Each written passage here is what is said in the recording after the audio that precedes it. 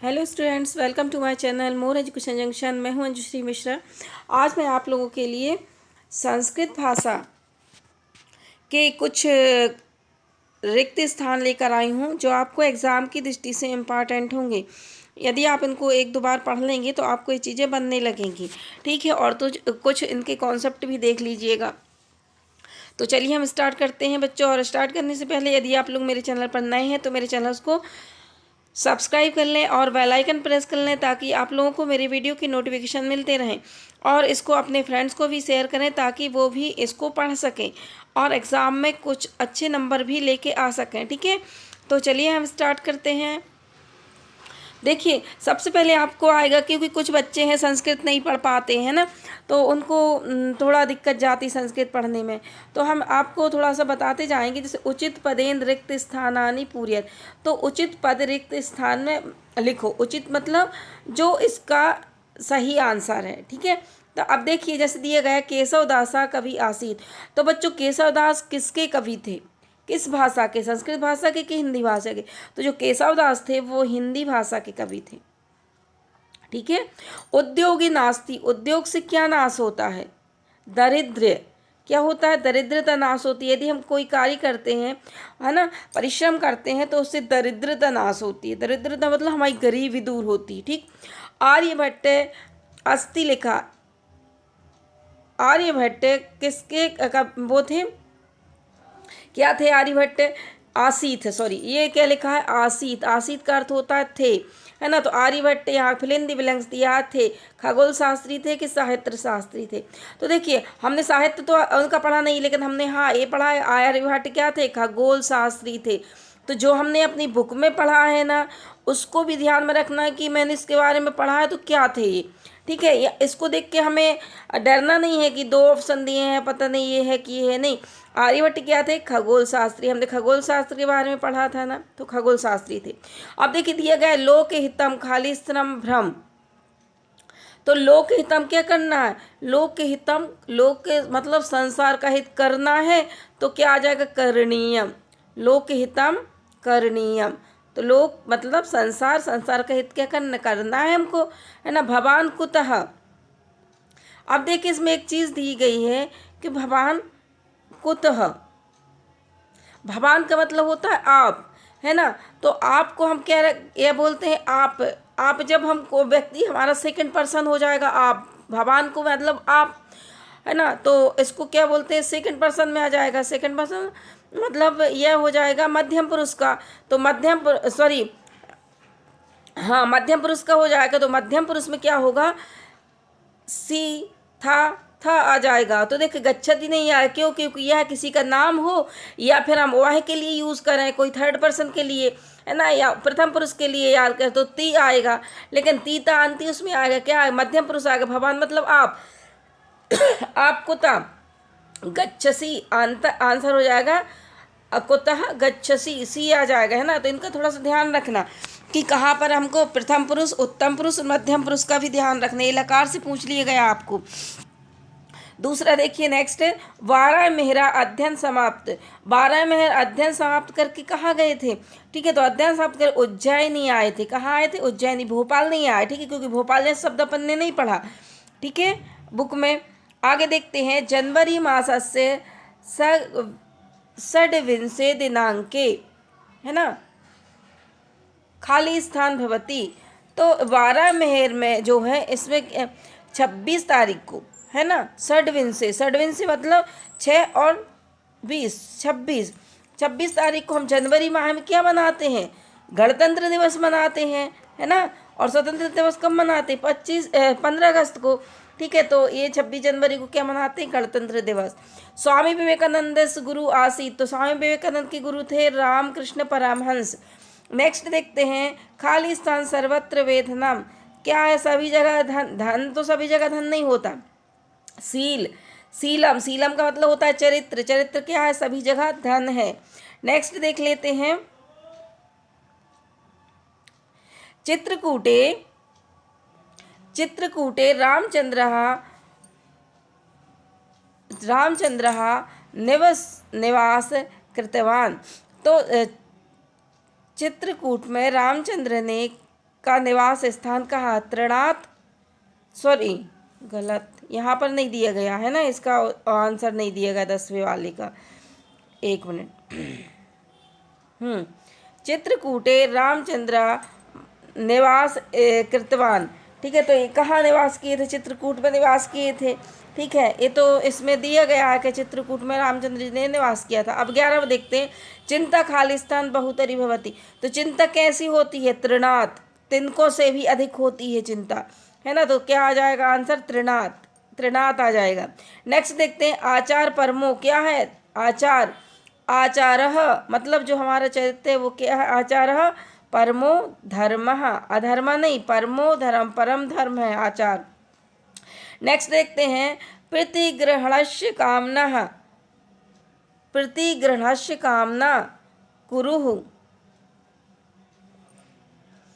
प्रतिग्रहणस्य कामना कुरुः। ठीक है, मत गजः खाली स्थान पतितः। तो मत गजः, जो गज कैसा होता है? मत गजः अहे, या पढ़े, क्या आ जाएगा? अहे।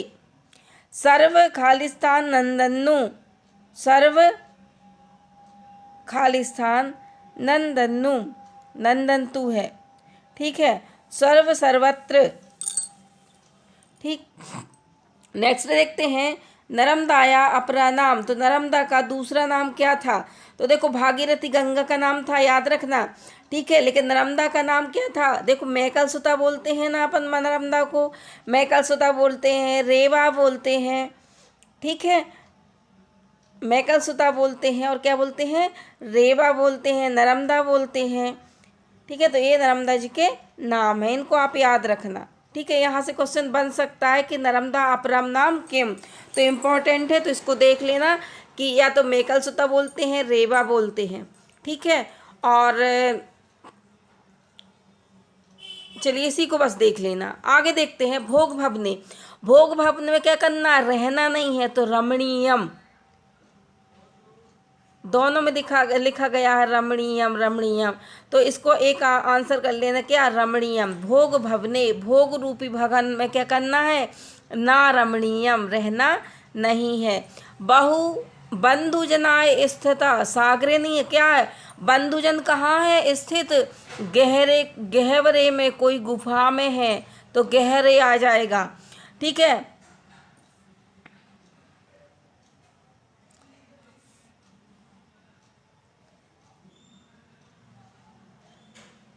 देखो इसका तो समझ में आ नहीं रहा क्या लिखा है। आगे देखते हैं। विक्रमादित्यस्य समीपे एका तपस्यारता आसीत। तो विक्रमादित्य के समीप एक तपस्या में रत क्या था? महात्मा। ठीक है, उसके तपस्या में रत महात्मा आया। तो महात्मा आया था विक्रमादित्य के पास में। ठीक है, प्रजा पावनम धर्म अस्ति, प्रजा का, प्रजा पालन धर्म है। तपस्वी नाम, जो प्रजा का पालन करता है उसका वही धर्म है, तपस्वी नाम। ठीक है, तपस्या करने जैसा धर्म क्या है? प्रजा का पालन करना। चलिए आगे बढ़ते हैं। नरेंद्र नाथ पितु नाम आसीत। नरेंद्र नाथ के पिता का नाम था, सॉरी, नरेंद्र नाथ के पिता का नाम था, अभिभाषक नहीं नाम था नरेंद्र का, भाषका नहीं नाम था ना, तो वे क्या थे? अभिभाषक थे नरेंद्र नाथ के जो पिता थे। ठीक है, लेकिन उनका नाम क्या था ये आप देख लेना इसका, है ना। नरेंद्र नाथ के जो पिता थे उनका नाम क्या था? एक तो वे अभिभाषक थे, मतलब वकील थे। ठीक है, और उनका नाम क्या था ये देख लेना, क्योंकि हर जो चंद्रशेखर के नाम, माता पिता का नाम, नरेंद्र नाथ के माता पिता का नाम, है ना, और वाराय मेहर के माता पिता का नाम, इनके इंदिरा गांधी के माता पिता का नाम, जितने अपने पाठ में जो लोग दिए गए हैं, मतलब जिनके बारे में बताएगा उनके माता पिता का नाम जरूर देख लेना, उसमें से क्वेश्चन जरूर आएगा। ठीक है, नेक्स्ट देखना। इंदिरा या पिता आसी। तो इंदिरा के पिता कौन थे? इंदिरा गांधी के पिता थे पंडित जवाहरलाल नेहरू। ठीक, हत्तम या रम्यते। तो इसका भी कुछ समझ में या यहाँ पर कुछ गलत है। ठीक है, इसका कुछ अर्थ से निकल नहीं रहा है। कृष्णभूषि शब्दे विशेषणम अस्ति। तो देखिए इसमें दिया गया है कृष्ण भूमि, कृष्ण मतलब काली, ठीक है, कृष्णमुखी दिया गया है, सॉरी, कृष्णमुखी शब्द में विशेषणम अस्ति। तो कृष्णमुखी में विशेषण क्या है, तो देखो विशेषण पूछा गया है कृष्णमुखी, ठीक है।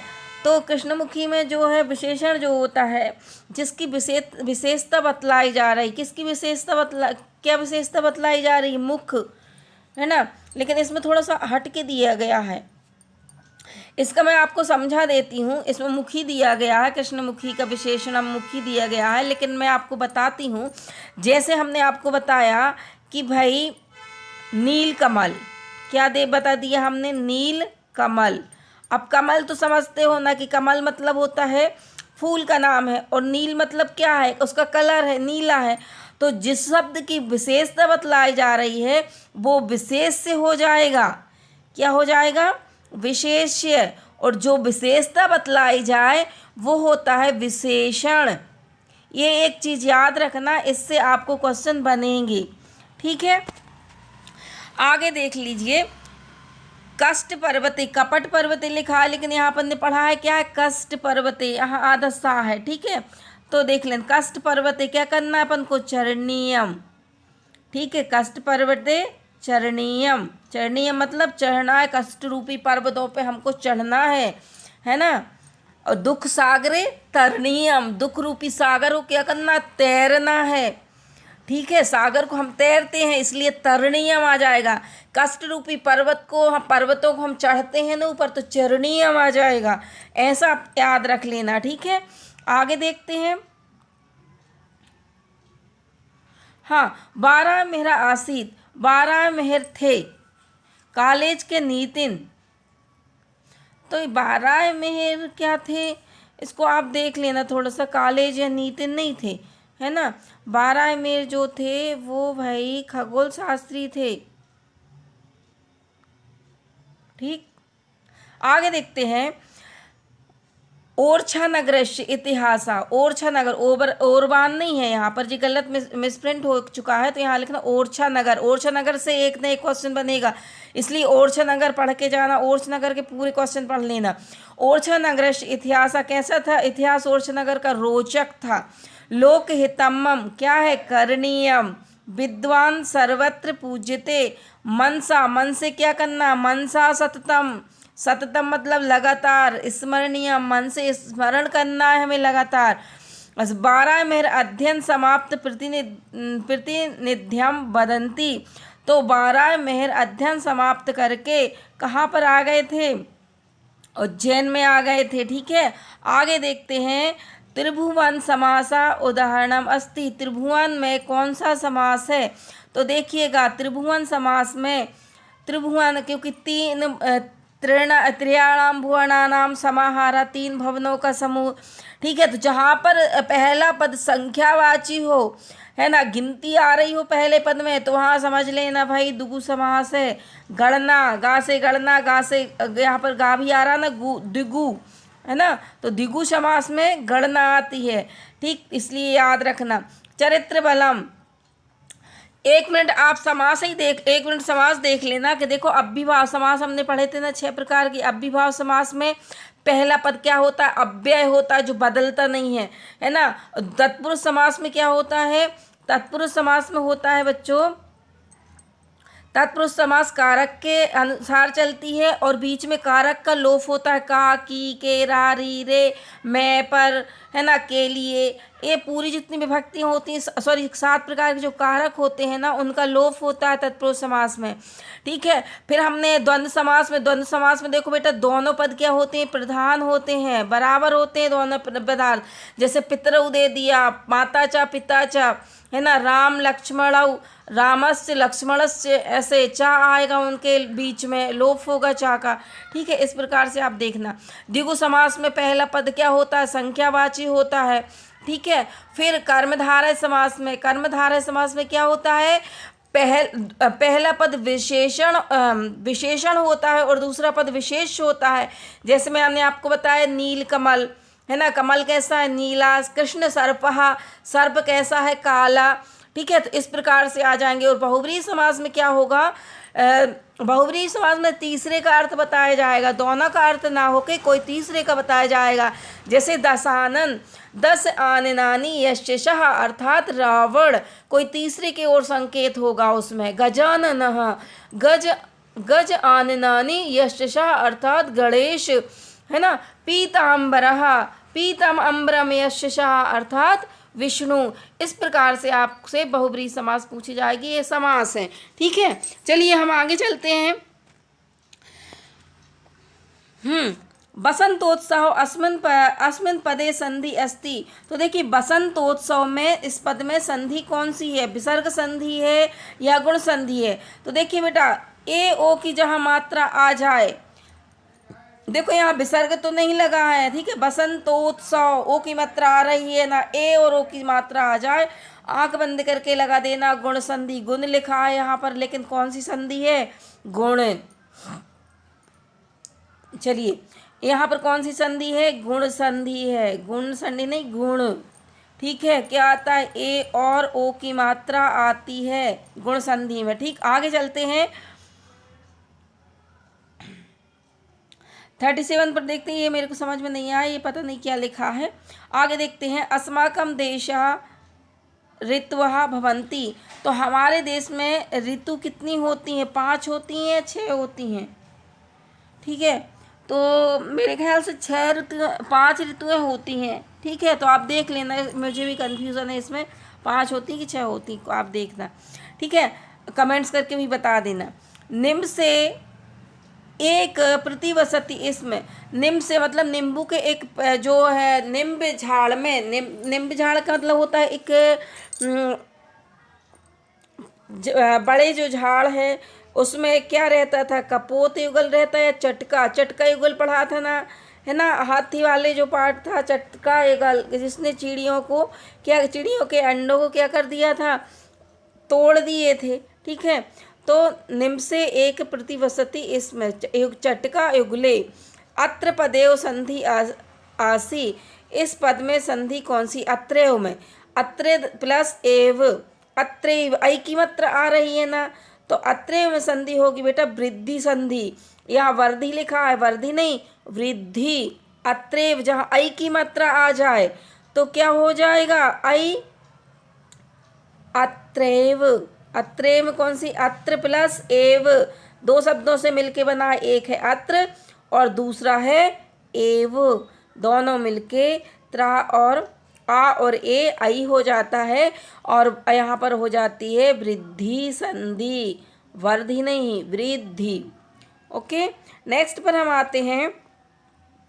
बच्चों सबसे पहले आप लोग जितने भी संधि है संस्कृत में, तो पूरी संधि पढ़ लेना। गुण जो स्वर संधि है उसको पढ़ लेना, और व्यंजन और विसर्ग आपको समझ में आया, क्योंकि व्यंजन संधि जो है पहले पद में हलंत होती है और विसर्ग संधि में पहले पद में विसर्ग होता है, तो आप समझ जाएंगे हाँ विसर्ग संधि है। लेकिन स्वर संधि के जितने भी प्रकार हैं, 5 प्रकार, पूरे बहुत अच्छे से पढ़ के जाना। आगे देखते हैं हम। देखिए राम लक्ष्मणौ परे समासा। तो राम लक्ष्मणौ, जब दो जैसे भाई भाई हैं राम और लक्ष्मण, ठीक है, तो जहाँ और का लोप होता है वहाँ पर द्वंद्व समास होता है, अभी मैंने बताया। चंद्रशेखरा भाषाम श्रीतवान, है ना, श्रीतवान नहीं है, यहाँ पर अधीतवान होगा। तो चंद्रशेखर ने कौन सी भाषा प्राप्त की थी, तो हमने पढ़ा था ना संस्कृत भाषा, है ना। तो अधीतवान संस्कृत भाषा भी उन्होंने क्या की थी, पढ़ी थी। नर्मदा नदी जीवनदायिनी कथ्यते। तो नर्मदा नदी को जीवनदायिनी कहते, क्योंकि नर्मदा नदी हमारे यहाँ की नदी है। तो कहाँ क्या लिखेंगे अपन, मध्य प्रदेश, उत्तर प्रदेश की नहीं है, हमारी नदी है। ठीक है, तो क्या लिखेंगे हम, मध्य प्रदेश। आगे चलते हैं। अहे ग्रीष्म अवकाशे आगतवान। ठीक है, अहम होगा यहाँ पर, अहम ग्रीष्मावकाशे आगतवान, स्वागतम नहीं होगा, प्रगतम हो। ठीक है, ग्रामम परिता लघु लघु, क्या है, लघु लघु ग्रामः। तो गांव के चारों ओर लघु आसीत है यहाँ पर, है ना, ग्रामम परितः लघु लघु आसीत, तो गांव के परितः लघु लघु शहर थोड़ी होंगे, क्या होंगे, गांव होंगे ना छोटे छोटे, तो लघु लघु ग्राम। ठीक है, तो देख लेना, ये भी इम्पोर्टेंट है और ये भी इम्पोर्टेंट है, इन चीज़ों को देखना। प्रवर्तताम खाली स्थान पार्थिव, ठीक है, प्रवर्तताम प्रकृति हिताय, ठीक है, प्रकृति सुताय कोई शब्द नहीं होता है, क्या होगा, प्रकृति हिताय। तपस्या खाली स्थान साधनम, ला है यहाँ पर, ला नहीं है, क्या है, ता है, तपस्या, तपस्या खाली स्थान साधनम, तो तब स्वर्ग प्राप्ति है ना, राज्य प्राप्ति नहीं, स्वर्ग प्राप्ति साधन है तपस्या, है ना। संपादय तुम तवाभीष्टम, ये कुछ समझ नहीं आ रहा, इसको छोड़ दो, ठीक है। बहुजन हिताय, है ना, बहुजन हिताय का मतलब होता है बहुत से लोगों का हिताय, हित, बहुजन सुखाय, बहुत से लोगों का सुख, तो आप पढ़ा था ना बहुजन हिताय बहुजन सुखाय, तो इनको भी देख लेना, थोड़ी सी जो सूक्तियाँ हैं उनको भी पढ़ लेना, ताकि उनसे भी जो क्वेश्चन बने आपसे तो आप कर पाएँ, ठीक है। चलिए, तो आज के लिए बस इतना ही, आप लोग थोड़ा सा ध्यान दीजिएगा, संधि, समास, प्रत्यय, उपसर्ग, इनको अच्छे से पढ़िएगा, कारक हैं, विभक्तियां हैं, इनमें से क्वेश्चन आएंगे, तो इनको भी आप लोग देख लीजिएगा, ठीक है। और यदि आप लोगों को जो भी कठिन लगता है तो आप लोग कमेंट्स बॉक्स में कमेंट्स करके बताइएगा, मैं एक बार उसको समझा दूँगी। चलिए, तो तब तक के लिए जय हिंद, जय भारत, खूब पढ़ें और आगे बढ़ें।